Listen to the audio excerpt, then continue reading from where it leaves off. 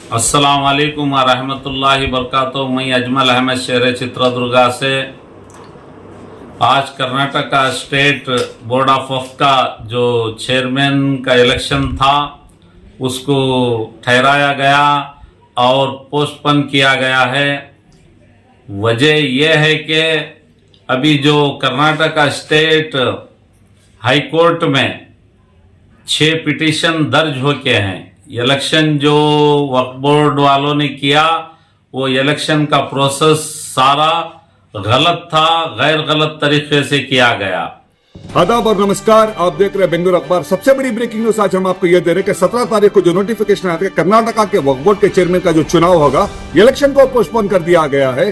Reason ये दिया जा रहा है कि जो रिटर्निंग ऑफिसर है उनकी तबीयत ठीक ना होने की वजह से इलेक्शन को पोस्टपोन किया गया। हालांकि इसमें सच्चाई पॉलिटिकल प्रेशर है पीजर जमीन अहमद खान मिनिस्टर पर जो एलिगेशंस लगे हैं फॉर्मर वक्फ बोर्ड के चेयरमैन अनवर बादशाह पर, उनके खिलाफ लोकायुक्त में केस फाइल हुआ है, उनके खिलाफ कर्नाटका हाई कोर्ट में केस फाइल हुआ है। दोनों रिपोर्ट हमने आपको इंटरव्यू करके बताई थी। अब सबसे बड़ी ब्रेकिंग न्यूज बेंगलुरु अखबार पर हम ये दे रहे कि फॉर्मर कर्नाटका के जो चेयरमैन थे अनवर बादशाह, एनफोर्समेंट डायरेक्टर ईडी में उनके खिलाफ केस फाइल हो चुका है। उतना ही नहीं, कर्नाटका के ऑनरेबल गवर्नर तावरचंद गहलोत साहब को मिलकर भी पिटीशन दिया गया है। इल्जाम उन पर यह लगाया है चित्रदुर्गा के अब्दुल कयूम और अजमल अहमद, इन दोनों की तरफ से, इन दोनों ही डिपार्टमेंट्स में ईडी और गवर्नर के पास कि चित्रदुर्गा में खबरस्तान की जमीन को हत्या कर कब्जा कर अनवर बादशाह ने वहां पर अपना एक बंगला बनाया है, कॉलेज बनाई है। उतना ही नहीं, जो रिसेंटली जो वक्फ बोर्ड की जो मुतवल्ली कोटे का जो इलेक्शन हुआ था उस जमरे के इलेक्शन में उन्होंने कई सारे घपले किए हैं। 31,000 जो वोटर्स है इंस्टीट्यूशन से कर्नाटका के वक्फ बोर्ड में,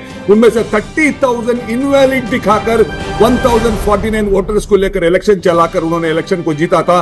ये इल्जाम है। सबसे इंपॉर्टेंट और एक चीज ये है कि जितने कर्नाटका के इंटेलेक्चुअल कई सारे, उन तमाम की एक गुजारिश थी कि गुलबर्गा के जो सज्जाद अली बाबा है जिन्होंने वक्फ बोर्ड के मेंबर का चुनाव इलेक्शन जीता था उनको चेयरमैन बनाया जाए, ताकि कई लोगों का कहना था कि वो काबिल है, क्योंकि अनवर बादशाह पर कई सारे इल्जाम कर्नाटका के हाई कोर्ट में है, लोकायुक्ता में है, गवर्नर के पास केस गया है, अब ईडी में भी केस चला गया है। इसके बारे में कर्नाटका के सीनियर लीडर उबैदुल्ला शरीफ ने और अशरफ भाई ने प्रेस कॉन्फ्रेंस करके भी बताया था कि अनवर बादशाह को उनको अपने इल्जामों से बरी होने तक इस इलेक्शन से दूर रहना चाहिए। इन तमाम को देखते हुए शायद पीजर जमीन अहमद खान जो हाउसिंग और वक्फ के मिनिस्टर है उन्होंने डिसाइड किया होगा कि जब तक ये प्रॉब्लम सॉल्व नहीं होता, अमिकेबल सोल्यूशन नहीं निकलता, इलेक्शन को पोस्टपोन कर दिया जाए। हालांकि कहा जा रहा है कि रिटर्निंग ऑफिसर की तबीयत ठीक ना होने की वजह से इलेक्शन को पोस्टपोन किया है। आइए, जो उन्होंने ईडी का केस फाइल किया है इनकी बात हम आपको बताते हैं और आइंदा जैसे जैसे वक्फ बोर्ड के इलेक्शन को लेकर जो भी अपडेट्स आएंगे बेंगलुरु अखबार पर हम आपको बताते रहेंगे। अस्सलाम वालेकुम, मैं चित्रदुर्ग का CR Abdul Qayyum ex DWC member.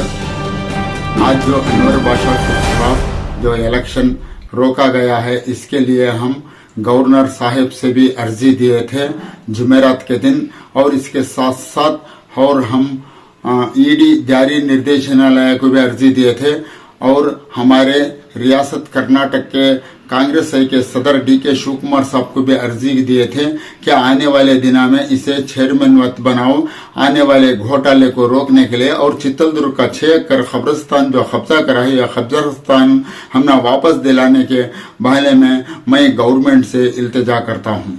अस्सलाम वालेकुम रहमतुल्लाहि बरकातुहू। मैं अजमल अहमद शहर चित्रदुर्गा से। आज कर्नाटका स्टेट बोर्ड ऑफ वक्फ का जो चेयरमैन का इलेक्शन था उसको ठहराया गया और पोस्टपोन किया गया है।